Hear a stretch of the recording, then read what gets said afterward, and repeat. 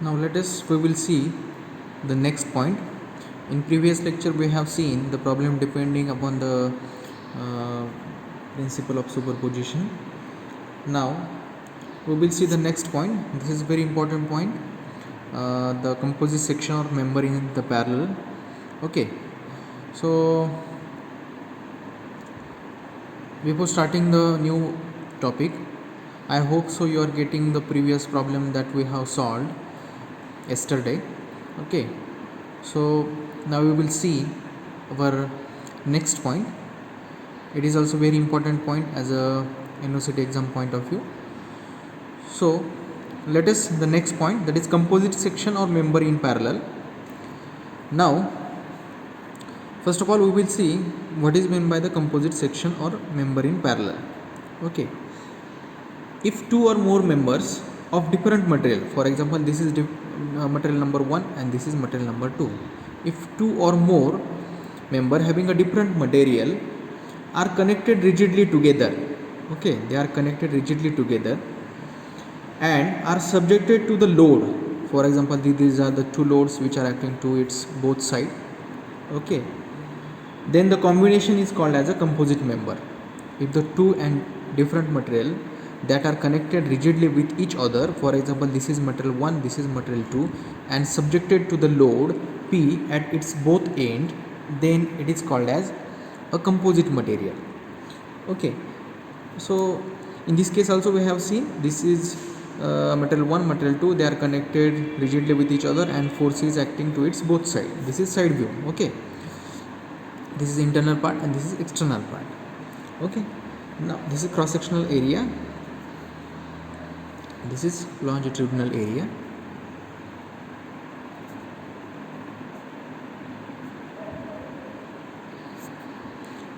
Okay, now when the member are subjected to two or more different material with a different cross section, because this is cross section 1, this is cross section 2, this is cross section 1, this is cross section 2,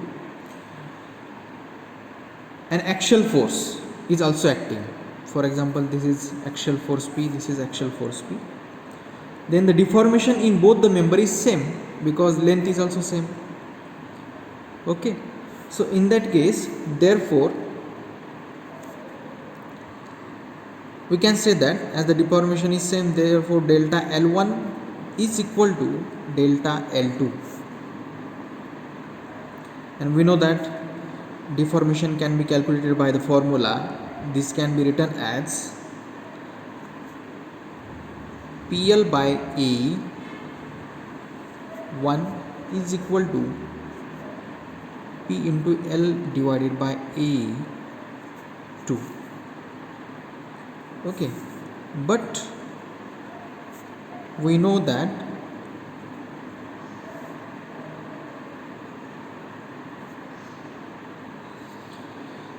stress is nothing but force per unit cross sectional area. Okay, stress is nothing but force per unit cross sectional area. Put this value in this equation, therefore P by A is nothing but sigma. Therefore this can be written as sigma 1 into L1 divided by E1 is equal to sigma 2 into L2 divided by E2. Okay, understood? But in this case, if we see the figure, the cross sectional for the cross section 1 and cross section 2, the length is same. Okay, so therefore L1 is equal to L2, as L1 is equal to L2, therefore this can be written as sigma 1 divided by E1 is equal to sigma 2 divided by E2. Okay, and you know very well that sigma by E is nothing but small e, sigma by E is nothing but small e, strain. Therefore small e1 is equal to e2. Okay, now so it can be written as sigma 1 is equal to, this equation can be written as sigma 1 is equal to e1 by e2 into sigma 2, and it is nothing but small m into sigma 2. Therefore sigma 1 is equal to m into sigma 2. What is meant by m? M is nothing but the modular ratio, it is nothing but e1 by e2. This is the constant I have put here, and m is nothing but the modular constant, it is nothing but ratio of e1 by e2. Okay, now next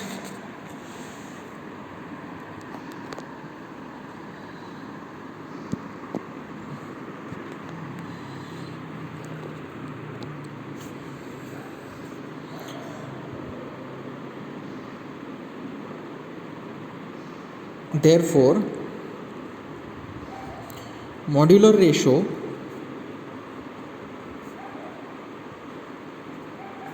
small m is equal to capital E1 divided by E2.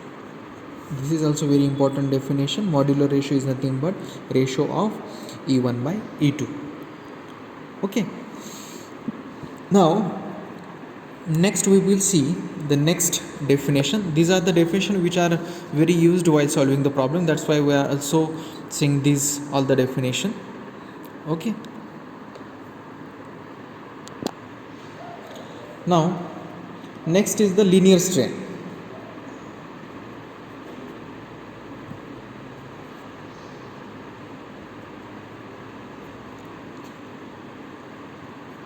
And it is denoted by small e. Okay, now what is meant by linear strain? This question is asked for the university exam in 2006. For the definition is asked for the 1 mark. Okay, so what is meant by linear strain? The strain in the direction of applied force is known as linear strain. The strain in the direction of applied force is known as a linear strain. Therefore linear strain is equal to change in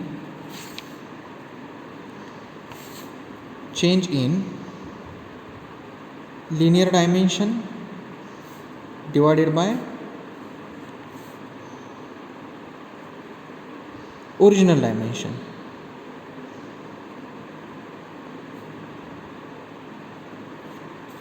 Okay, it can be written as change in linear dimension is denoted by delta L divided by original dimension is nothing but capital L.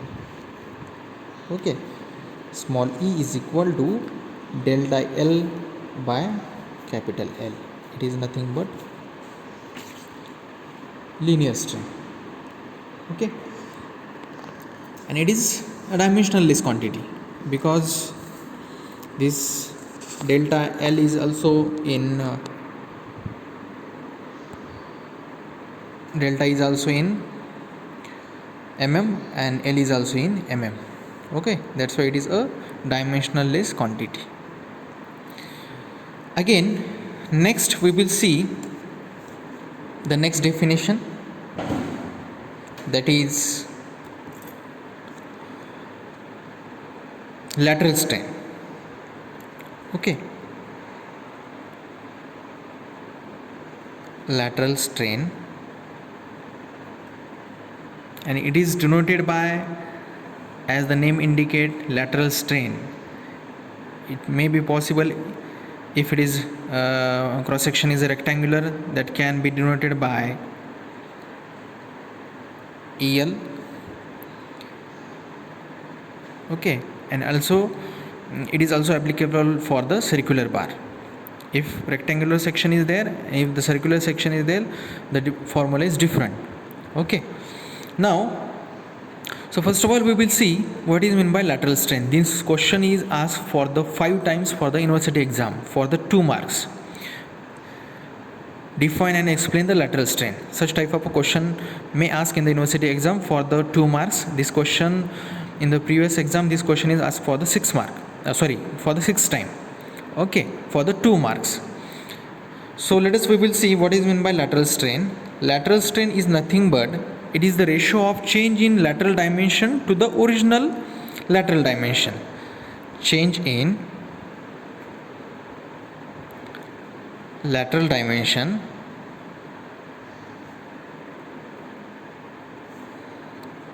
to the original lateral dimension.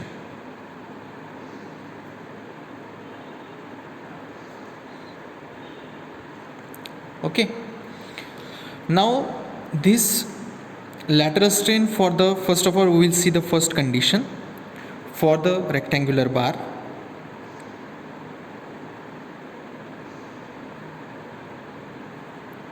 How to convert this formula for the rectangular bar?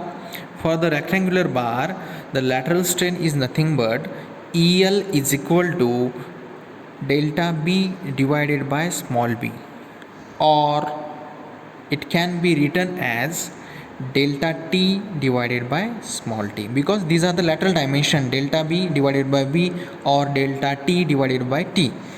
Okay, these are the lateral dimension. That's why for the rectangular bar,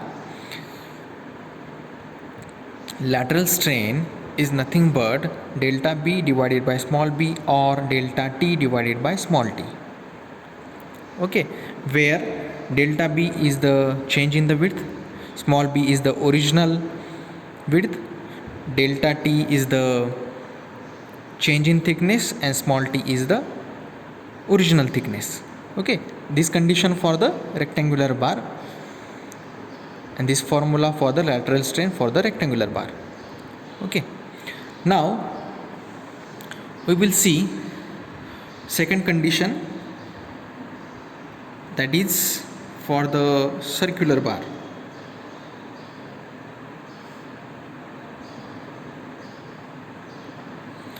For lateral strain for the circular bar can be found out by the formula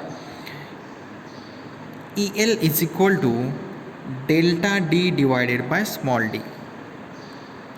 Okay, for the circular section, where delta D is nothing but change in diameter and small d is nothing but original diameter. Okay, so these are the two cases for the lateral strain. Now next we will see the new definition, that is Poisson's ratio.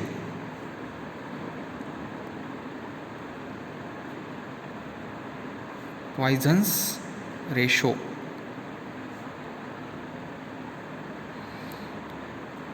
It may be denoted by mu or 1 by m. Okay, this question is asked for the 6th time for the university exam for the 1 mark. Define Poisson's ratio. Okay, such type of exam definition is asked previously for the 6th time in the university exam. Okay, so we will see what is meant by Poisson's ratio. Okay, Poisson's ratio is nothing but it is denoted by mu or 1 by m, is nothing but it is the ratio of lateral strain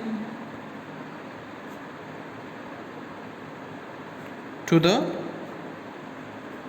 linear strain.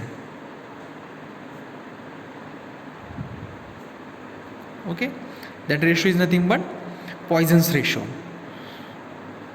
Okay, most of the time the Poisson's ratio lies between 3 to 4 for the most of the metal, and it may be possible it may lies between 0.25 to 0.34. Okay, depending upon the condition.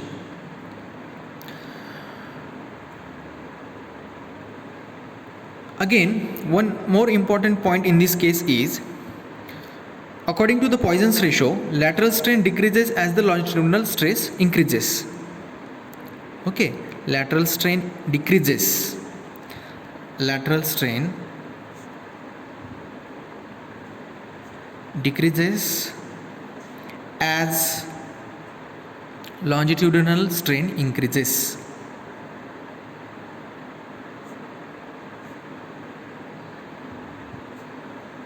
This is very important condition according to the Poisson's ratio. That means the lateral strain is always opposite to the linear strain. Okay, therefore this ratio is attached with the negative sign. Generally this ratio is attached with the negative sign because the lateral strain is always opposite to the linear strain. Such condition is there, that's why this Poisson's ratio is attached with a negative sign. This is a reason why we are adding a negative sign in case of Poisson's ratio. Okay, therefore Poisson's ratio mu is equal to minus lateral strain is nothing but EL divided by linear strain small e. This is important condition as a university point of view. Why we are adding this minus sign already I have explained. Okay, because lateral strain is always opposite to the linear strain, that's why we are adding this minus sign. Okay, now next definition, that is volumetric strain. Volumetric strain. Okay,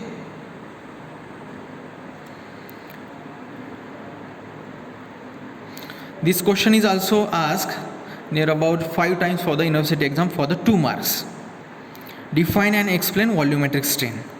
Such type of problem, such type of theory question may ask in the university exam for the 2 marks.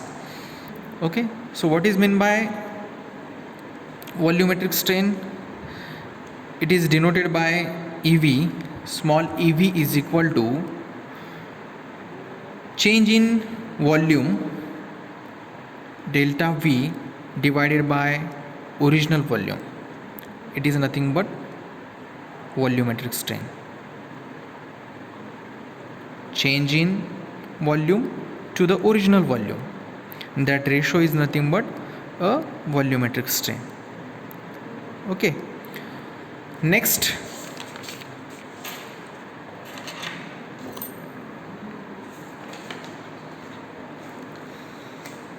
definition we will see, that is bulk modulus.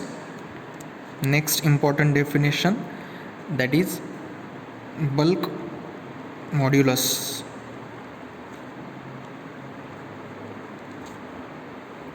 I hope so you are getting what I am saying to you. If you are not able to understood, kindly ask me.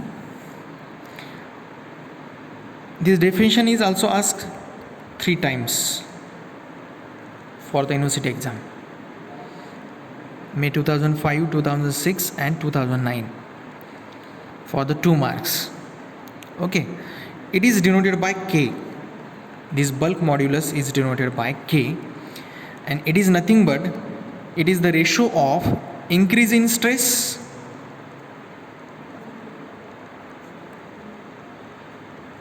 to the volumetric strain.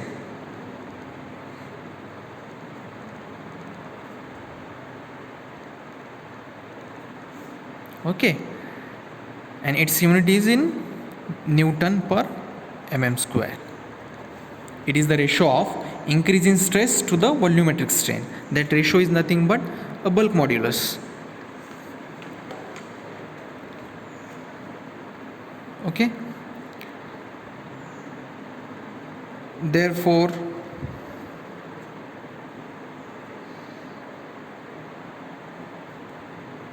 sigma by EV, increase in stress to the volumetric strain. Okay, now we will see the next definition, that is This is very important point, that is shear modulus or modulus of elasticity. Shear modulus or modulus of elasticity.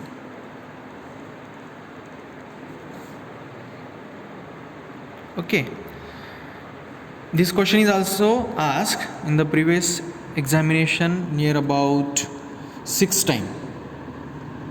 Okay, for the one it may ask like define the modulus of rigidity, or they may ask define the explain modulus of rigidity for the 2 marks.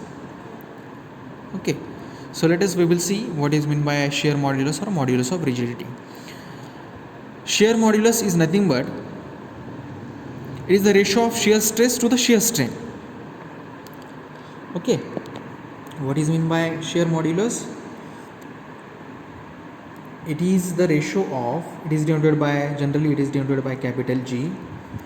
It is the ratio of shear stress to the shear strain. Okay, therefore G is equal to shear stress is denoted by tau. As you know very well, shear stress is denoted by tau divided by shear strain phi. Okay, this is very important definition as far as university exam is concerned. Okay, so again we will see what is meant by shear modulus. That is, it is nothing but the ratio of shear stress to the shear strain. And shear, as you know very well, that shear stress is denoted by tau and shear strain is denoted by phi. Therefore G is equal to tau by phi. Okay, so I hope so you are getting what I have said to you. These are the various important definition as far as the university exam is concerned. I hope so you are getting what I have said to you. If you are not able to understood, kindly don't be hesitate to ask. You can ask me anytime. I will again repeat it. Okay, so thank you so much. This is all about today's lecture. Thank you.